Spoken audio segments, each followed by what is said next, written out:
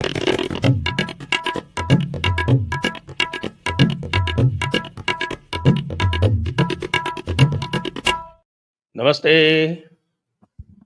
आप सभी से अनुरोध है कि कृपया हमारी चैनल को सब्सक्राइब करें, वीडियो को लाइक करें और बेल आइकॉन भी दबाएं। सभी का स्वागत कर रहा हूं मैं आज। हर्ष जी के साथ में हमारा वार्तालाप है। हर्ष जी का भी स्वागत कर रहा हूं मैं दी जयपुर डायलॉग्स पर। स्वागत है आपका हर्ष जी। धन्यवाद सर। सबसे पहले तो जन्मदिन की आपको शुभकामनाएं। और धन्यवाद धन्यवाद। जी, क्योंकि आप ऑन एयर कभी शुभकामनाएं इस तरह से लोगे नहीं, तो मैंने चाल चली कि जैसे ही आप ऑन करें कैमरा तो आपको जो है जन्मदिन की शुभकामनाएं दी जाएं, क्योंकि बहुत सारे लोग हैं जो आपको शुभकामनाएं देना चाहते हैं, आपसे जुड़ना चाहते हैं। और मैंने जैसे सोशल मीडिया पे लिखा भी था कि जिस तरह का आपने प्रयास शुरू किया, मुझे नहीं पता कि उसके पीछे मकसद क्या था, जब शुरुआत हुई थी वो किस तरीके से हुई थी, लेकिन जिस अंजाम की तरफ ये जा रहा है, जिस मंजिल की तरफ ये बढ़ रहा है, वो सर कमाल है। और इस देश में किसी ने कल्पना भी नहीं की थी कि इस तरह का कोई कार्यक्रम साल भर में हर साल आयोजित किया जाएगा और वो इतनी सफलता के साथ पहुंचेगा कि मैं तो पिछली बार फर्स्ट टाइम इसमें विटनेस किया सारी चीजों को। कतर से और पता नहीं कहाँ कहाँ से दुनिया के कोने कोने से लोग दीवानगी की हद तक इस आपके इवेंट से जुड़ते हैं। तो मैं तो आपको इस चीज के लिए सबसे पहले धन्यवाद देना चाहूंगा। और बाकी आपके जन्मदिन के साथ साथ जयपुर डायलॉग का जन्मदिन भी है आज तो। स्वागत है आपका, बहुत बहुत धन्यवाद। और मैं बताऊं, जी आपने पूछा कि इसको क्या मकसद क्या था। जी जी शुरू में मकसद बड़ा छोटा सा था और वो ये था जेएलएफ को चैलेंज करना, जयपुर लिटरेचर फेस्टिवल को। जिस तरह के वो नैरेटिव गढ़ रहा था यहाँ जयपुर में आके, और साल में हाँ एक बार आता था और ठेकेदार बना हुआ था जयपुर का, तो वो मुझे पसंद हम्म, नहीं आया। उनकी जो स्टाइल थी, हम्म, तो उसको चैलेंज हम्म, करने के हिसाब से शुरू हुआ था। चलिए, वो हम्म। ईश्वर का अब प्रताप अब वो है। कॉज अब वो कॉज जो है इसमें बड़ा एक छोटा सा नजर आता है कि उसके उसके लिए शुरू किया गया था। अब इसे हाँ, हमें लेकिन वो ब्रॉड वे बढ़ता में गया देखना उसके बाद। चाहिए। जी जी जी। नहीं, बेसिक तो ये था कि नैरेटिव चैलेंज करना। आज भी बेसिक हाँ मत वही है कि ये जो झूठे नैरेटिव्स हैं हमारे सामने, इनको इनको चुनौती देके और जो सही नैरेटिव है उसको एस्टैब्लिश करना। और बल्कि हम्म, सही नैरेटिव क्या होता है, सही तो फैक्ट्स होते हैं, फिर नैरेटिव जो होता है हम्म, उसमें नैरेटिव नाम में ही झूठ का एक पुलिंदा होता है। तो हाँ नैरेटिव को ध्वस्त करना और फैक्ट्स को एस्टैब्लिश करना, ये आरंभ यहाँ से ही हुआ था और अभी भी बेसिक वही है। लेकिन जी ये है जी कि साहब कि लोग जुड़ते गए, जो कारवां बढ़ता गया, ज्यों-ज्यों जी आगे जी चला। जी। तो एक कारवां साहब वो अजीत अंजुम जी ने चला रखा है, उसमें कितने लोग जुड़ रहे हैं ज़रा बताइए साहब? हमने सुना कि वो तो उसमें बहुत ज़्यादा उसमें सार इमोशनल हो उसमें गए हैं इलेक्टोरल रोल्स रिवीजन को लेके, और वहाँ तो बिल्कुल क्या बोले कि साहब अकेले ही उन्होंने प्रत्यंचा चढ़ा रखी है।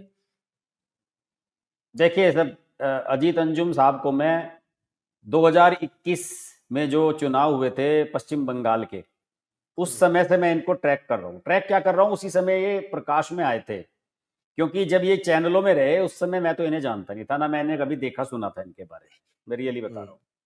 यहाँ पे दिल्ली की सीमाओं पे जो किसान आंदोलन चला था वो, उसमें इन्होंने कवरेज शुरू की थी, वहां से अपना चैनल इन्होंने शुरू किया था।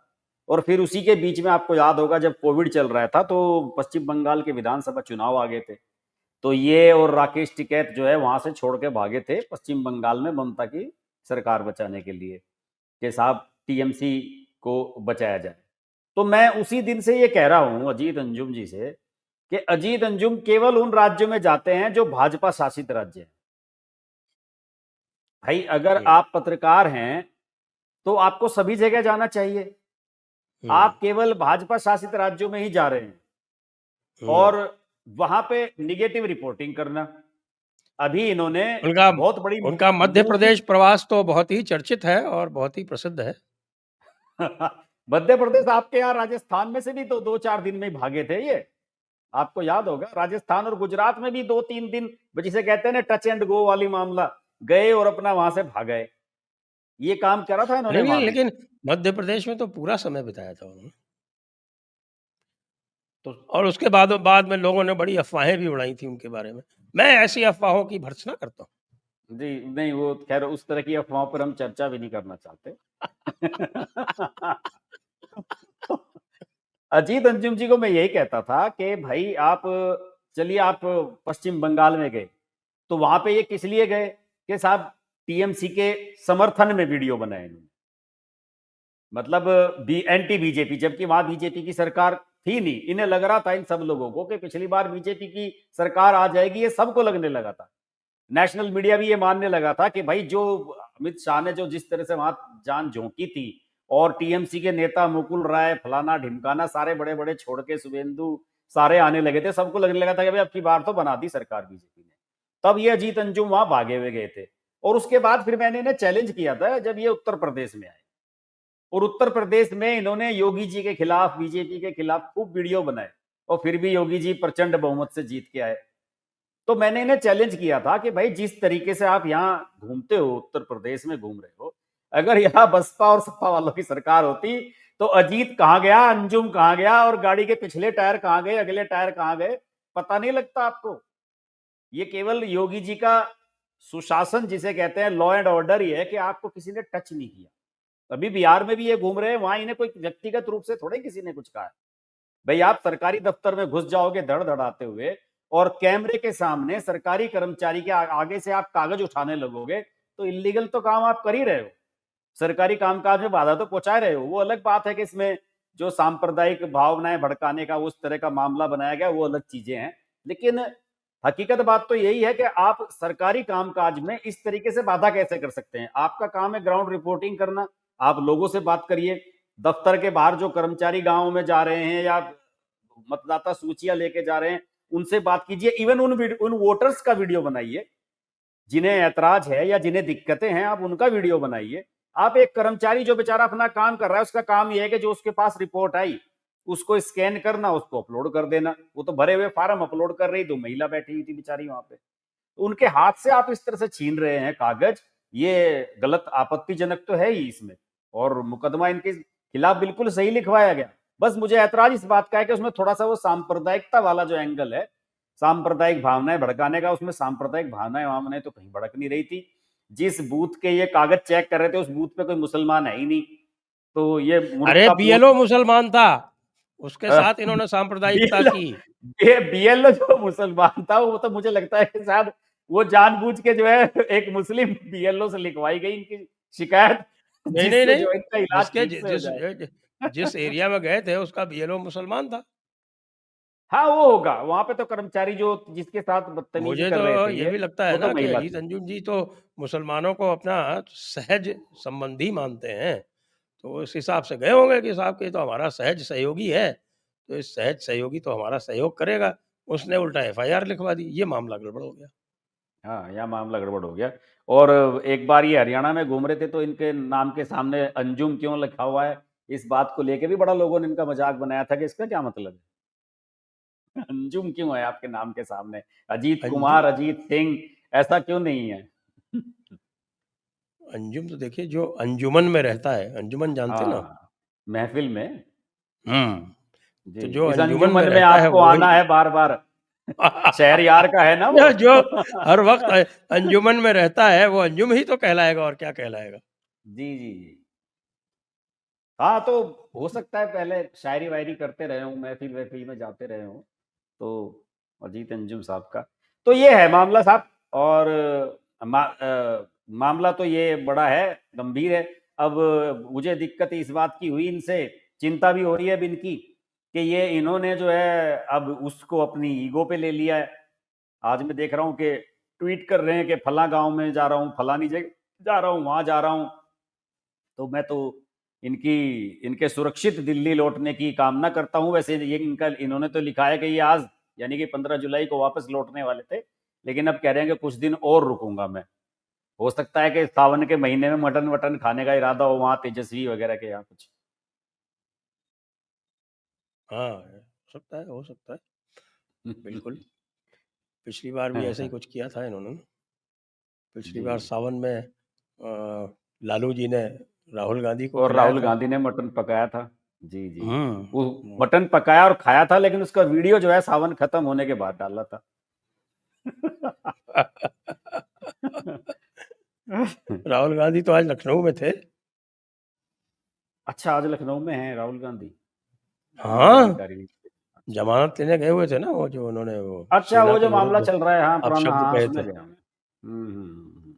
कि हमारे सैनिकों को चीनियों ने पीटा अरुणाचल में, जहाँ खुद हाँ, उनकी पिटाई हुई सबने देखा कि किस तरह जी। से अरुणाचल में सैनिकों ने चीनियों की पिटाई की, लेकिन और राहुल वहाँ गांधी का तो तो क्या कहें भाई।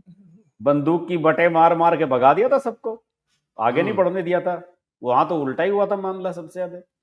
हुँ। राहुल गांधी तो ऐसे ही। लेकिन साहब ये इलेक्शन कमीशन तो मान ही नहीं रहा है, वो तो कह रहा है कि अब पूरे देश में घुसपैठियों की जाँच करें। ये पहले दिन से ही है सर, इस बारे में तो पहले दिन से ही स्पष्ट हो गया था कि इलेक्शन कमीशन ने कहा कि बहुत समय से जो है ये एसआईआर वाला जो है ये हुआ नहीं है, सब जगह होगा। और इसमें मेरे ख्याल में आज कुछ असम में हेमंत बिस्वा शर्मा ने भी कुछ कहा है, कुछ इसमें संशोधन वगैरह की कुछ मांग उन्होंने की है। कहा कि सबका एनसीआर के साथ जाँच कराऊँगा, कह रहा है वो। हाँ, एनआरसी के साथ जो है वो कह रहे हैं कि वो, एनआरसी के साथ, सॉरी, हाँ, कि एनआरसी के साथ एनआरसी के जाँच साथ कराऊँगा। उसका जो है मिलान होना चाहिए। वो तो बिल्कुल खुल्लम-खुल्ला उसमें ही है। यहाँ तो अप्रत्यक्ष रूप से लोग सब कह रहे हैं कि भई ये एनआरसी लाए हैं इसकी आड़ में। लेकिन हिमंत बिस्वा शर्मा के सामने बड़ी समस्या है। हिमंत बिस्वा शर्मा तो कई बार ये कहते रहे हैं कि भाई अगले 15 साल के 10 साल के अंदर ये पूरा इस्लामिक वो बन जाएगा स्टेट, असम, अगर मैंने कुछ नहीं किया तो। तो उन्हें तो वोट चाहिए भी नहीं इनकी। वो तो चाहेंगे ही कि एनआरसी के आधार पे इसको किया जाए, उससे जोड़ा जाए इसको। वैसे हुँ। इसमें सर ये क्या है, क्या ये, आप तो इसमें जुड़े रहे हैं, एसआईआर में इसमें क्या होता है? किस तरह से होता है? पहले हुआ होगा कभी? जैसे बताते हैं 2003 में, तो कैस नहीं, वो किस तरह से होता 2 है? तरह के रिवीजन होते हैं, एक समरी रिवीजन होता है और हुँ, एक इंटेंसिव रिवीजन होता है। हाँ। तो समरी रिवीजन में तो ये जिसको बोलते हैं सरसरी तौर से, जी। सरसरी तौर से किया जाता है, टाइम भी उसका कम होता है हुँ, और उसमें बेसिकली ये किया जाता है कि भई लोगों को नोटिफ़ाई किया जाता है कि भई जिसको अपने नाम जुड़वाने हो, कटवाने हो, वो ये करवा हुँ, ले। और थोड़ा-सा हुँ, सरसरी तौर से जो बीएलओ वगैरह होते हैं, वो रिपोर्ट कर देते हैं, कहाँ जुड़े, कहाँ कटे, इस तरह से होता है। इंटेंसिव हाँ। रिविज़न में एक-एक वोटर चेक होता है। और उस वोट की ऑथेंटिसिटी भी होती है कि भई ये है, यहाँ क्यों है, यहाँ नहीं है तो क्यों नहीं है, ये भी तो है ना। बिल्कुल, आज अखबारों बिल्कुल में वो ऐड है। दिया है सरकार ने कि अगर आप बिहार के हैं और कहीं बाहर रह रहे हैं तो आप ऑनलाइन ऐप के थ्रू भी अपना करा सकते हैं। आज ऐड आया है सभी अखबारों में, बहुत बड़ा-बड़ा। भई जिनका परमानेंट एड्रेस चेंज हो गया है, permanent hmm, change of address हो गया है, उनको तो अलग किया है, permanent change of hmm, address हो गया, वो आते भी नहीं यहाँ पे। और हुँ। डुप्लिकेट और हैं कि साहब दूसरे जगह भी उनका नाम है, यहाँ भी उनका नाम हाँ, है, तो दिल्ली में भी ऐसे लोगों बनवा को तो रखी है, छूट बिहार नहीं में है। भी बनवा रखी है, ऐसे भी हैं। हुँ, हुँ, तो एक तरह का वो है। और हुँ, दूसरे जिन्होंने अपना उनका गाँव यहीं है, रहते बाहर हैं, यहीं आते हैं, हर बार वोट यहीं डालते हैं, उनके लिए ये ऑनलाइन वाली सुविधा भी दे दी है। हुँ, हुँ। काम तो सही लेकिन है ये, बिल्कुल, बिल्कुल सही होना चाहिए। और जो वास्तव में वोट हैं, वैलिड वोट हैं, वो और जो सिटीज़न्स ऑफ इंडिया हैं, उन्हें ही वोट डालने का अधिकार होना भी चाहिए। इसमें गलत क्या है? काम तो सही हो रहा है बिल्कुल। और पिछले सप्ताह में हमने चर्चा की थी, आप कह भी रहे थे कि आपके हिसाब से कि समय तो अभी पर्याप्त है। अभी चुनाव नवंबर में होने हैं, अभी तो 3-4 महीने का समय बाद बाकी है। आराम से किया जा सकता है तो। और ये तो नोटिफ़िकेशन जारी होने तक बढ़ाने का। हाँ, हाँ, अरे हाँ, नोटिफ़िकेशन जारी होने का क्या, आप तो अपना नाम जो है, वो बिल्कुल एंड तक, यानी कि नोटिफ़िकेशन जब जारी होता है या उसके जस्ट पहले तक आप उसको चेंज करवा सकते हैं। हाँ, मैंने देखा है, हमने खुद कराया है कुछ लोगों का ऐसे ही कई बार, कि नहीं है हुँ। उनका या कट गया, उसका जुड़वाना, हटवाना, ये कराया है कई बार। तो इसमें कोई दिक्कत वाली बात नहीं है। जी। अच्छा साहब, ये तो हो गया। और राजदीप जी क्या कर रहे हैं? राजदीप जी भी इसी को इलेक्टोरल रोल को लेके ब लड़ाइयाँ कर रहे हैं अपने इंडिया टुडे ग्रुप के अंदर। सर क्या है ये, इंडिया टुडे ग्रुप वालों की हमने एक बार डिस्कस भी किया था कि रेटिंग इतनी खराब है इस समय, जब से ये शिव अरूर वगैरह लोग गए हैं यहाँ से। शिव अरूर हैं, चित्रा त्रिपाठी हैं और राहुल कंवल हैं, 3-4 लोग जो यहाँ से गए हैं, इनकी रेटिंग इतनी डाउन हुई है कि ये स्टंटबाजी कर रहे हैं सर, अपने आप को, चैनल को बचाए रखने के लिए। आज तक को कोई नहीं देख रहा है अब। राहुल कंवल गया है तो इंडिया टुडे को कोई नहीं देख रहा है, ये खराब हो गया बिल्कुल मामला। तो वो जो सब ये बैठे थे अंदर पत्रकार गौरव सावंत वगैरह, ये सब बैठ के उन्होंने बात की, और राजदीप, तो सबको ऐसा लगा होगा कि राजदीप जो है ये बड़ा एक सॉफ्ट टारगेट है और लोग मजा भी लेते हैं, क्योंकि जैसे वहां लंदन टॉप में जाता है तो वहां भी सौरभ द्विवेदी काफी खिंचाई करते हैं इनकी, राजदीप सरदेसाई की। तो वो एक कहते हैं ना कि बलि का बकरा इन्हें बना रखा है। तो उसमें एक वो नौटंकी इन लोगों ने की कि वो बहस बीच में छोड़ के चले गए। आप बताइए, क्या ऑन एयर कोई कार्यक्रम हो रहा हो उसमें कोई ऐसे छोड़ के जाता है क्या? और वो भी चैनल में नौकरी करते हुए, कोई प्रवक्ता थोड़ी है आप पार्टी के बीच में छोड़ के चले जाएंगे। ये स्टंटबाजी ये करते रहते हैं। एक बार मेरे ध्यान में जब प्रदीप गुप्ता इनके लिए वो एग्जिट पोल किया करते थे, तो उस समय इन्होंने किया था, वो राहुल कमल ने, एक बार राहुल कमल, राजदीप और प्रदीप गुप्ता उसमें बैठे हुए थे। उसने, राहुल कमल ने अपना मोबाइल सामने रख के और एक छोटी सी क्लिप बना ली थी कि हम एग्जिट पोल कैसे डिसाइड करते हैं बैठ के, और उसे फिर सोशल मीडिया पे उन्होंने डाल दिया, वायरल कर दिया कि देखिए वो वीडियो लीक हो गया, आज तक का वीडियो लीक हो गया कि साहब किस तरीके से एग्जिट पोल किए जाते हैं। तो ये स्टंटबाजी होती है सर, ये गिमिक्स हैं, जिन्हें कहते हैं, सही मायनों में शब्द है इनके लिए गिमिक्स। नंबर्स बढ़ाने के लिए, टीआरपी बढ़ाने के लिए, उन सब के लिए किए जाता है। इन सब लोगों पे बेकार है इन सब लोगों को इतना फालतू में महत्व दिया जाना। ये चलता रहता है इनका। ये जी। तो है तो साहब, मतलब आप राजदीप के आज आप अजीत अंजुम का भी फेवर कर रहे हैं, राजदीप का भी फेवर कर रहे हैं, नहीं, क्या मैं बात सर, है? मैं इधर शामिल तो फेवर नहीं नहीं हो कर गए? रहा हूँ। मैं सर इन चैनलों का विरोध कर रहा हूँ। आप गलत शब्द कह रहे हैं, मैं फेवर नहीं रहा हूँ, मैं इन चैनलों का विरोध कर रहा हूँ कि ये चैनल जो हम्म है पिट चुके हैं, इनकी विश्वसनीयता खत्म हो चुकी है, और अपनी विश्वसनीयता बनाए रखने के लिए ये इस तरह की नौटंकियां करा रहे हैं। इनका हकीकत बता रहा हूँ ओके, सर आपको, अंदर की बात। ये बात है साहब। अच्छा, ये एक और जो खबर आई है वो बड़ी विचित्र खबर है, और वो ये है कि साहब कि जम्मू कश्मीर का चीफ मिनिस्टर जम्मू कश्मीर की पुलिस ने नजरबंद कर दिया। वो तो दीवार दीवार कूद के भागे वहां से, वो तो बड़ा वीडियो आया है। तो ये जो है मुझे तो बड़ी विचित्र खबर लगी। हाँ। एक तो लेकिन लेकिन सर वो हम समझ में इसकी ये नहीं आया। हम इसकी घोर आलोचना करते हैं। इन्होंने केजरीवाल को तो कभी बंद नहीं किया अपने घर में, यहाँ जो एलजी यहाँ दिल्ली में, केजरीवाल तो खुला घूमता रहा। वो बेचारा उमर अब्दुल्ला जो इनके साथ मिलके चलना चाह रहा है, उसको ये घर में बंद कर रहे हैं। साथ मिलके कहाँ चलना चाह रहा है? जो काम उसने जो किया, वो जो 1971 की जो उनकी मज़ार शहूदा हाँ। है, जिसको वो कहते हैं कि साहब कि वो शहीदों की मज़ार, और वो शहीद ये दिवस जिसको ये मनाते हैं, इसी इसी वो बार शहीद इसी कौन बार थे? इसी बार ज्यादा हाईलाइट हुआ है। ये हर साल नहीं होता क्या सर? ये इस बार ही कैसे नहीं, हाईलाइट हो रहा है ये सर? पहले ये करते थे 2020 हम्म। में, हम्म। जब ये यूनियन टेरिटरी बन गई, तो हम्म। 2020 में पहले इसकी छुट्टी हुआ करती थी हर साल 14 जुलाई को, तो हम्म। वो छुट्टी भी कैंसिल कर दी हम्म। लेफ्टिनेंट गवर्नर ने, और इसका मनाना भी बंद कर दिया, क्योंकि ये जिन लोगों ने ये किया है बेसिकली ये तो दंगाई थे। दंगाई क्या है, इन्होंने तो हिंदुओं के ऊपर भयंकर अत्याचार किए, लूट-मार की और मर्डर किए, रेप किए। और ये जो आप सेवेंथ एक्सोडस इसको बोलते हैं, सेकंड पहल राज्य त्याग जिसको बोलते हैं, जो छठा जो राज्य त्याग था, वो 1931 में हुआ था इन्हीं घटनाओं के कारण। तो हम्म। मैंने इसका एक वीडियो आज डाला है सवेरे, इन्हीं घटनाओं अच्छा। के कारण हुआ था। ये मेरी पुस्तक जो है अनब्रेकिंग इंडिया, उसमें डिटेल में शामिल है, लिखा हुआ है। अच्छा। अच्छा। अच्छा। तो उनको आप सेलिब्रेट करते हैं। हम्म। यानी ये बात हो कि जैसे, क्योंकि उस समय डोगरों का राज था, डोगरा हम्म। राजा का राज था।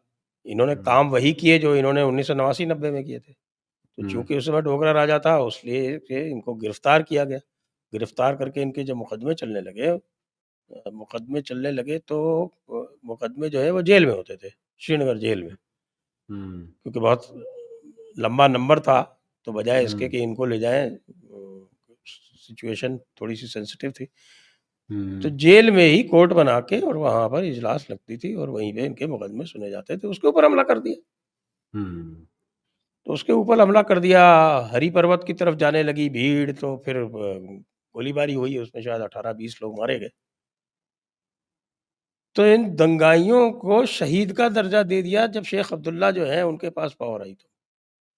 और उसके बाद 47 से के चाहे बाद। कांग्रेस की सरकार रही हो और चाहे नेशनल कॉन्फ्रेंस की और चाहे पीडीपी की, ये 1931 का ये 14 जुलाई जो है हमेशा सेलिब्रेट किया जाता रहा शहीद दिवस के रूप में। हुँ, बाद में इसको 1920 में कर दिया गया बंद, अभी भी बंद है। इनकी हुँ, सरकार वापस आके भी चूँकि एलजी का राज है, वो नहीं कर पाई। तो हुँ। एक तरफ तो आप ये तुर्रा ये दम भरते हो कि साहब कि आप सेंटर के अनुसार काम करना चाहते हो, हाँ, तो ये आपने कोऑपरेट काम करना क्यों चाहते किया? हो। हुँ, ये काम आपने संभवतः इसलिए किया कि शायद कुछ आपको जानकारी हो गई है कि शायद आपकी सरकार पे खतरा हो सकता है या कुछ हो सकता है, तो पहले से आप जो है अपने नाखून कटा के शहीद बनना चाहते हो, कुछ इसी तरह का कारण हुँ। होगा और क्या हो सकता है? हाँ, बिल्कुल, बिल्कुल। सही बात है। ठीक किया, अच्छा किया इन्हें बंद किया। नहीं, मैं तो वो जो विचित्र स्थिति है कि धक्का-मुक्की हो रही है प्रदेश के चीफ मिनिस्टर के साथ, प्रदेश की ही पुलिस कर रही है। वो जो सीन आया था, वो बड़ा रोचक लगा हाँ, मुझे तो, इसीलिए हाँ, आपसे मैं विचार पूछ रहा वो था कि रोचक आपको इसलिए भी कैसा लगा? रहा ना कि सर वो यही पुलिस आप जम्मू-कश्मीर की इनके पास होती, तब थोड़ा ही होता ये। अब देखिए चीज़ें कैसे बदली हैं, व्यवस्थाएँ बदली हैं, तब तो ऐसे होता है जैसे हमारा केजरीवाल पंजाब पुलिस को यूज़ करता है। हाँ, ऐसे करते फिर ये। वो तो पंजाब पुलिस को अपनी बांदी की तरह यूज़ करता है। कितने लोगों को उसने दिल्ली से उठवाने की कोशिश की, लेकिन वो तेजिंदर बग्गा के कांड के बाद में फिर दिल्ली नहीं भेजा किसी को। हाँ, वो असल में शुरू में ही हो गया वो सर। शुरू में ही कुमार विश्वास और बग्गा वाला जो मामला हो गया ना, 2 ऐसे लोगों पे हाथ डाल दिया इसने शुरू में ही, तो दोनों ही जो है नंबर 1 के जो है क्या कहने के पूरे पंगे लेने वाले लोग। कुमार विश्वास भी कम नहीं है और तेजिंदर बग्गा तो है ही। तो उसमें उसमें शुरू में ही सबक मिल गया एक तरह से आप ये समझिए। तो वो पंजाब के बाहर नहीं फिर इस तरह का काम कर पाए और ना इस तरह की हिम्मत हुई, वो समझ भी गए कि इससे जो है आपके मामला गड़बड़ भी हो सकता है। तो उसने सँभल के काम किया। वैसे तो उमर अब्दुल्ला तो लगातार कोशिश कर रहे हैं किसी भी तरीके से कि मतलब मोदी जी को, अमित शाह को खुश करें और पुलिस-वुलिस के राइट्स ले लें। क्योंकि जम्मू कश्मीर में तो मैंने जब गया था तो मैंने बातचीत की थी लोगों से, वहाँ से सबसे बड़ा मसला ये है कि वहाँ के युवा और वहाँ के जो लड़के हैं सबसे ज़्यादा जम्मू कश्मीर पुलिस में भर्ती होना चाहते हैं। वहाँ सबसे जो टॉप क्लास की जॉब है सरकारी, वो जम्मू हुँ। कश्मीर पुलिस की है। वहाँ सबसे और वहाँ पे जो वो पर कैपिटा पुलिस फोर्स है, वो भी पूरे इंडिया में सबसे ज़्यादा है। 500 समथिंग है, कुछ इस तरह का रेशो है, जो पूरे इंडिया से कई गुना है। इतने पुलिस वाले हैं जम्मू कश्मीर में। हर जगह जहाँ भी जाओ आपको पुलिस की गाड़ियाँ मिलेंगी, हर जगह पुलिस की गाड़ियाँ मिलेंगी। तो वहाँ लोगों का इंटरेस्ट रहता है इसमें और इसमें आप जानते हैं कि अगर भर्ती हो प्रदेश सरकार के हाथ में है सब कुछ तो फिर उसमें बहुत कुछ कर सकता है, अपने लोगों को कर सकते हैं। मिलिटेंट्स को नौकरियां दिला रखी थी इन्होंने, वहाँ के लोग बता रहे थे कि अल्लाह के साहब ये मिलिटेंट्स को गालियां देते हैं, आधे पुलिस में आधे मिलिटेंट भर्ती करे हुए हैं इन्होंने। उनके परिवार वाले, उनके रिश्तेदार बहुत लोग भर रखे हैं। तो ये भी चाहते हैं, दोनों हाथों में लड्डू चाहते हैं। वो चलेगा नहीं, नहीं ये जितना इस तरह की हरकतें कर रहे हैं मुझे लग रहा है कि वो उतना ही एक्सटेंड होता जा रहा है ये स्टेटहुड वाला। मुझे लगता है ये होने वाला है नहीं अब, ये दिल्ली की तरह ही चलने वाला है। भूल जाएं अब तो इसे ये। हाँ, ये तो एक तरह से ऐसा तो आदमी क्यों करेगा? है शातिर है, इसका मतलब या तो इसको कोई हिंट लगी है कि साहब कि इसकी बैंड बजने वाली है, तो इसलिए इसने पहले से ही ये काम कर लिया। क्योंकि जिस तरह से वो दिख रहा था, उसमें तो वो पूरी तरह से वो कह रहा था कि साहब हम सेंटर के साथ चलेंगे, हम और सेंटर के लड़ाई नहीं करेंगे। ये तो हम्म। सीधे-सीधे सेंटर से लड़ाई है। हाँ, तो जब मोदी जी गए 2-3 बार वो वंदे भारत वगैरह चली और उसके श्रीनगर स्टेशन बना नया वो कौन सा, उसके लिए गए तब से बड़ा कहा कि मोदी जी अपने वायदे के पक्के हैं, हमें पूरा भरोसा है कि वो हमारी बात सुनेंगे। उन्होंने ये वायदा किया था कि हम यहाँ वंदे भारत ट्रेन चलाएंगे, पुल बनाएंगे, फलाना बनाएंगे, सारे वायदे पूरे किए हैं, ये वायदे भी पूरे कर देंगे। उस समय तो ये कह रहा था, अब अचानक पता नहीं क्या लग गया है इसको कि साहब भगदड़ मचा रहा है, वहाँ जाने के लिए बेचैन हो रहा है। हुँ। एक और अभी राहुल गांधी की बात कर रहे थे ना, उनका पूरा कच्चा-चिट्ठा आ गया साहब कि राहुल गांधी जो है अभी तक 10 केसेज़ में बेल पे हैं। अच्छा, हाँ होंगे साहब, 22-23 के करीब केस तो हैं इसके ऊपर। और 10 केसेस जो हैं वो आप देखिए, अच्छा 10 केसेस तो बेल पे हैं और 2 में अनकंडीशनल अपॉलॉजी दे चुके हैं। दे चुके हैं। हाँ, ये वो पहले एक कर तो चुके हैं। रफाल राफेल वाला। कंटेम्प्ट केस है, हाँ, हुँ। और एक वो आरएसएस को इन्होंने अनकंडीशनल हाँ, अपॉलॉजी दी थी। वो तो अभी का मामला महात्मा है रिसेंट का ही। जिसमें कहा था कि आरएसएस महात्मा गांधी के महात्मा हत्या गांधी के को लिए। मारा है। हाँ। हाँ, उसके बाद ये आप ये देखिए, एक में तो ये कन्विक्ट हो चुके हैं, कौन से वाले मोदी में? सरनेम वाले। अच्छा, हाँ, हाँ। हाँ। वो उसमें सारे तो सारे उसमें तो क्या सांसद ही है गई वो, थी। उसमें तो सांसद ही गई थी वहाँ वायनाड वाली। वही तो है वो। ये सारे मोदी भगोड़े क्यों होते हैं, इस तरह का कुछ बोला था ना, क्या बोला था? नहीं, सारे सारे चोर जो है मोदी सरनेम वाले क्यों? हाँ, हुँ। फिर नेशनल हेराल्ड केस चल ही रहा है आपके सामने। हुँ। फिर एक गौरी लंकेश डिफेमेशन केस है, फिर हुँ। आरएसएस गांधी वाला केस है, बारपेटा सात्रा जो अभी वहाँ लगा उधर असम में। असम में। हाँ, हुँ। फिर अमित शाह का डिफेमेशन है, फिर Ahmedabad district cooperative bank defamation है, वो भी अमित शाह से रिलेटेड है। हुँ। बीजेपी करप्शन एडवर्टाइजमेंट डिफेमेशन है, सावरकर डिफेमेशन केस है, और इंडियन हुँ। आर्मी डिफेमेशन केस है। 10 केस में आउट ऑन बेल। आप ये बताइए, ये आउट ऑन बेल भाई साहब जो हैं, ये और आगे क्या-क्या करेंगे? आप कुछ ये बता सर और सकते हैं? करेंगे ये। अभी ये 10 पे बेल में है तो ये 20 में हो जाएंगे बेल पे। इन पे क्या फर्क पड़ता है, ये तो प्रिंस हैं इस देश के। है तो आप आपके चैनल पे हम कई बार डिस्कस कर चुके हैं कि इनका कुछ नहीं बिगड़ने वाला। हुँ, ये तो ऐसे ही चलने वाले हैं। जब आप किसी आदमी को ये नहीं बताओगे शुरू में कि आप गलत काम कर रहे हो, तो वो गलत काम करता रहेगा। जब आप सबक नहीं सिखाओगे किसी को, एक आज तक हिम्मत नहीं हुई कि इन्हें 2 घंटे के लिए भी लॉकअप में कोई रख ले। नेशनल हेराल्ड वाले में ही रख लें कि सुबह से शाम तक डिटेन किया, हिरासत में रखा, कुछ भी ईडी ने, फलाना ने। तो जब तक आप कुछ करोगे नहीं, तो सर ये तो ऐसे ही ज़मानत पे रहते रहेंगे। देखिए, मैं बहुत बार कह चुका हूँ, हज़ारों बार कह चुका हूँ। राहुल गांधी ये जान चुके हैं कि मोदी सरकार और वर्तमान सरकार राहुल गांधी पे हाथ नहीं डालेगी। बल्कि मैं तो कहता हूँ गांधी परिवार पे हाथ नहीं डालने वाली। किसी का कुछ नहीं बिगड़ा। अभी पिछले साल आप देखिए ना, रॉबर्ट वाड्रा से कितनी पूछताछ हुई थी। अभी कुछ महीने पहले की बात है। प्रियंका छोड़ने के लिए जाती थी गाड़ी में रोज, वहीं खड़ी रहती थी बाहर। 3 दिन तक तो गया रॉबर्ट वाड्रा लगातार, डीएलएफ वाले और ये सब जो गुड़गांव वाले मामले थे। तो किसी किसी पे भी तो सरकार हाथ डालने की हिम्मत नहीं कर पाई है सर। तो इनका तो साहस बढ़ रहा है। करते रहेंगे, ये तो कुछ भी कहते रहेंगे, इन्हें पता लग गया है कि हमारा कुछ नहीं बिगड़ने वाला, तो बेखौफ होकर कहेंगे, ये इसी तरह से कहते रहेंगे।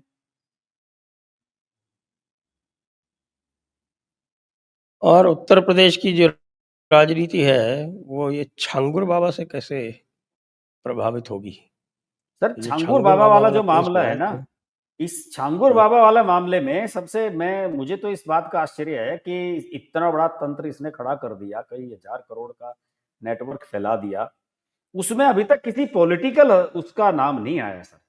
और जो ये हुआ है टोटल, जिस समय इसने अपने आप को फैलाया यहाँ पे, इसने बसपा और सपा की जो सरकार रही 2005 के बाद से इसकी शुरुआत होती है, जो मेरे पास जानकारी आई।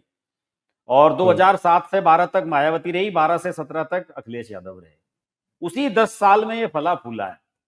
मुझे अब तक इसमें ये नहीं आया कि ये एटीएस जो इस मामले को देख रही है, उसने अभी तक इसका कोई पॉलिटिकल एंगल नहीं निकाला।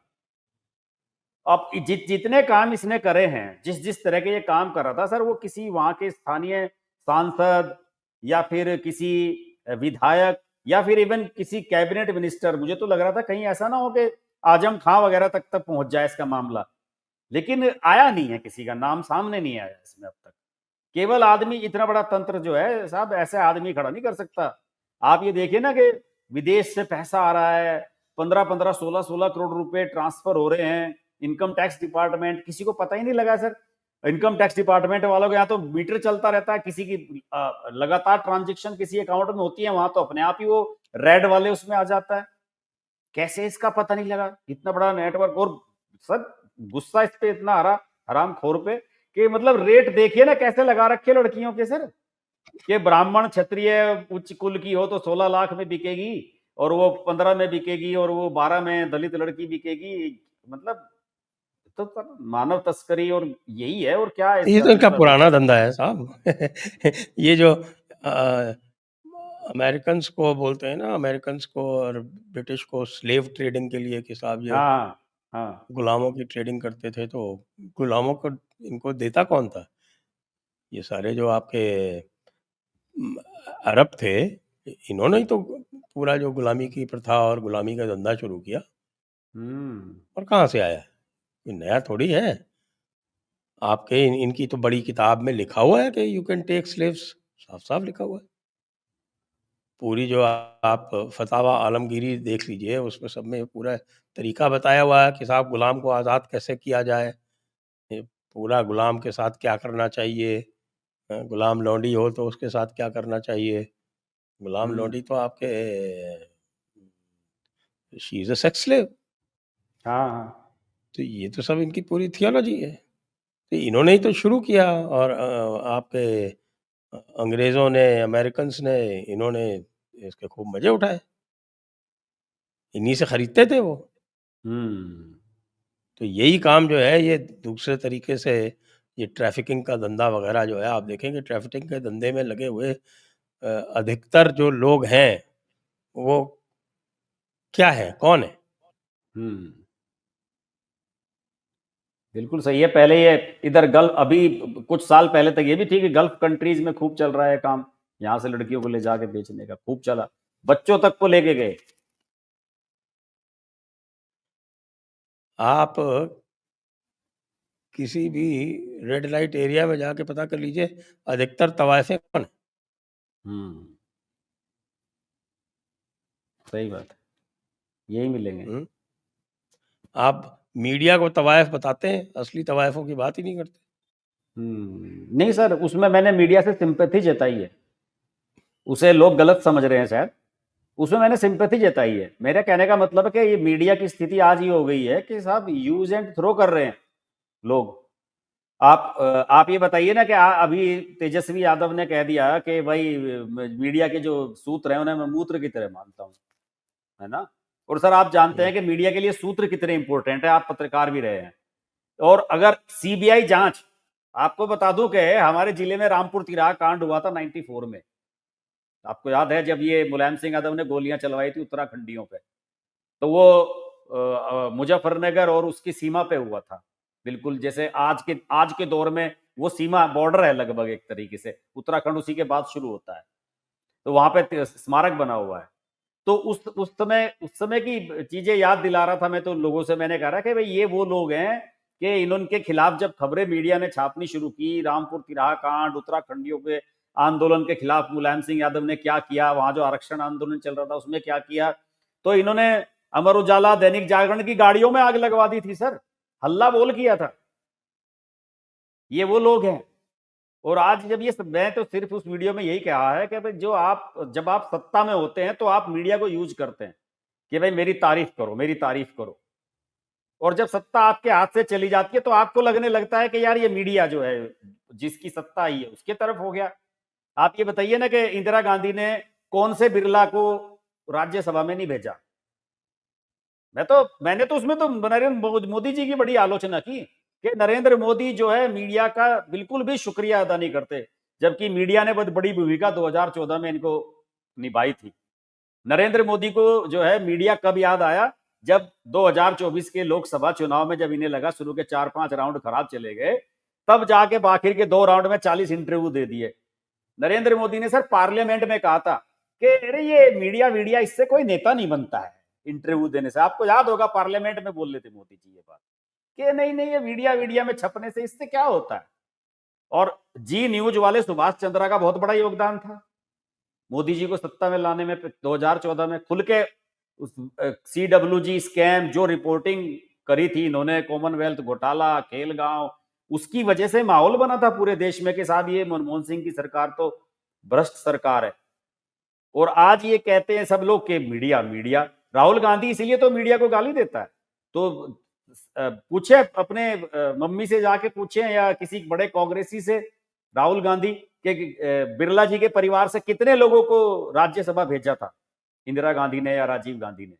बताइए। तीन तीन चार के तो नाम मुझे याद आ रहे हैं, घनश्याम दास बिरला साहब, के बिरला साहब भेजे गए थे, शोभना भरतिया, ये तो मेरे सामने सामने की बात है।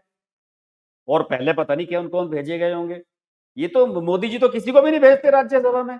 आप एक पत्रकार बताइए मोदी जी ने किसी को राज्यसभा में भेजा हो, किसी को ओबलाइज किया हो? किसी को भी नहीं। आज भी देखे ना, राजीव शुक्ला को कांग्रेस वाले आज भी भेजते हैं हर बार, जैसे भी हो, चाहे कुछ भी हो, राजीव शुक्ला को मेंटेन रखते हैं कि भाई चलो कम से कम एक चैनल वाला है अपने साथ है। तो मैंने तो इसी तरह से उस वीडियो में सर यही बताने की कोशिश की कि ये अखिलेश यादव जो है, अखिलेश यादव क्यों कह रहा है कि दैनिक जागरण का बहिष्कार करो? दैनिक जागरण ने खबर छाप दी थी टोटी चोर, जब ये चीफ मिनिस्टर से वहां दफ्तर में, ऑफिस में अपने, वहां से उखाड़ के ले गए सारी टोटियां। तो उस बात से नाराज है वो खबर कर, मतलब इनका आरोप है कि अवनीश अवस्थी ने वो लीक करी थी खबर मीडिया को कि देखिए साहब ये यहाँ से टोटी तक उखाड़ के ले गए। हालांकि मुझे नहीं पता कि वो अवनीश अवस्थी थे या कौन थे। वो तो कहते यही है कि एक एक्स IAS अफसर थे, मैं जानता हूं कौन है वो, मैं भी पहचानता हूं, लेकिन सारे लोग जानते हैं कि वो अवनीश अवस्थी की तरफ इशारा कर रहे हैं। तो सर ये आज लोग, आज जब ये सत्ता से बाहर हो गए हैं तो ये मीडिया को गाली देते हैं। मैंने इसलिए कहा कि सर हमारे एक सीनियर थे, अब तो इस दुनिया में नहीं रहे, वो क्या करते थे जब हम ट्रेनी थे तो हमारे से कहा करते थे कि हर्ष बाबू ये जो मीडिया का धंधा है ये तवायफ के कोठे की तरह है। मैंने कहा सर क्या गंदी आप इसकी वो तुलना कर रहे हो? उन्होंने कहा कि नहीं, तवायफ शाम को सजती है, संवरती है, गजरा लगाती है, आप रात को 12-1 बजे जाओगे तो वो उजड़ी हुई, उसके माथे की बिंदी पूछी हुई इस तरह की मिलेगी। अगले दिन फिर उसे महफिल सजानी है। तो और लोग आएंगे भी आपके साथ, आपको बैठेंगे भी, मनोरंजन भी करेंगे, अगले दिन आप पे तोहमत भी लगाएंगे। तो सर मैंने उस सेंस में कही थी, आप सुनिए उस वीडियो को, वो इसलिए मैंने ये शब्द मुझे इस्तेमाल करना पड़ा, मुझे वो बात याद आ गई थी अपने सीनियर की। ये है सर। हाँ, हाँ, हाँ। नहीं नहीं वैसे खाली वही बात नहीं है। वो जो आप उनको डिफेंड कर रहे हैं कि आप मीडिया का बचाव कर रहे हैं उसमें, लेकिन कई तवायफें तो ऐसी हैं जो बचाव करने लायक नहीं है। तो सर सब तवायफें सब तरह की होती है ना। मैं कब कह रहा हूं कि सब एक जैसी है?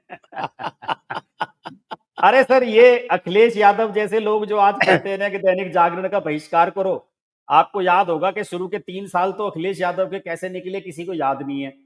2012 से 2015 तक कुछ नहीं किया इन्होंने। ये जो हाईवे हम्म। बनाने शुरू किए, 24 घंटे बिजली, ये 2015 से 17 के बीच में हुआ, जब इन्हें लगा कि भैया तो सब निकल गए, उधर शिवपाल जी ने खेल कर दिया PWD में, बाकी सब मौज लूट रहे थे। तो फिर डिंपल वगैरह किसी ने कहा होगा कि भाई लोग तुम्हें कहेंगे कि तुमने क्या करा 5 साल, जनता तुम्हारे से पूछेगी हमारी बिजली पानी सड़क ये क्या बनवाई तुमने। ये तो तब उसके बाद इनकी आंखें जागी थी और फिर इन्होंने ये काम शुरू किए थे। आपको बताऊं, टाइम्स ऑफ इंडिया ग्रुप के साथ बड़ी अच्छी सेटिंग हो गई थी अखिलेश यादव की आखिरी के दिनों में। जो उनकी यूनिवर्सिटी है बेनेट कोलमैन ग्रुप क्या है उसकी, वो बेनेट यूनिवर्सिटी बना रखी है जैन साहब ने, उन्होंने उसके लिए नोएडा में, लखनऊ में, पता नहीं कितनी जगह जमीनें अखिलेश यादव ने दिलवाई इनको।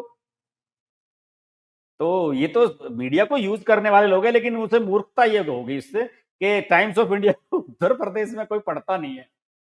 यहाँ तो दैनिक जागरण, अमर उजाला ही पढ़ने, हिंदुस्तान पढ़ने वाले लोग हैं। तो ये गड़बड़ हो गई थी उससे। अरे एक जमाना था ना जब स्वतंत्र भारत और नवजीवन चलते थे। हाँ वो सर, वो तो बहुत पुरानी बात होगी, वो तो बहुत पुराना हो गया। राष्ट्रीय सहारा का आप याद कीजिए सर, जब अमर सिंह थे तो राष्ट्रीय सहारा कैसे काम करता था सर? अमर सिंह, राष्ट्रीय सहारा और मुलायम सिंह तीनों मिल गए थे, आपको ध्यान है, स्वास्थ्य शिविर लगाते थे और अमिताभ बच्चन को उसमें चीफ गेस्ट बुलाया करते थे, भीड़ जुटाते थे और अपनी चुनाव रैली, उसको तो चुनाव आयोग ने ऑब्जेक्शन किया था कि ये आप चुनावी रैलियां कर रहे हैं, हेल्थ कैंप नहीं लगा रहे हैं। इन लोगों ने तो सर मीडिया का बहुत ही गलत तरीके से इस्तेमाल किया है। हम्म। हम्म।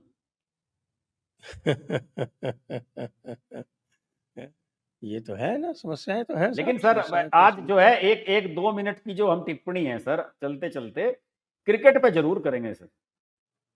शुभमन गिल की हाँ। कैप्टनसी के बारे में, आप तो क्रिकेट के जानकार हैं सर, शुभमन गिल की कैप्टनसी को आपको, आप किस तरह से देखते हैं सर?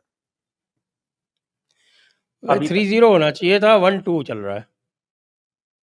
3-0 तो सर नहीं सर, 2-1 तो हम मान अरे सकते हैं हो जाता सर। क्यों? 3-0 पहला मैच जो है, पहला मैच आप 371 नहीं डिफेंड कर पाए।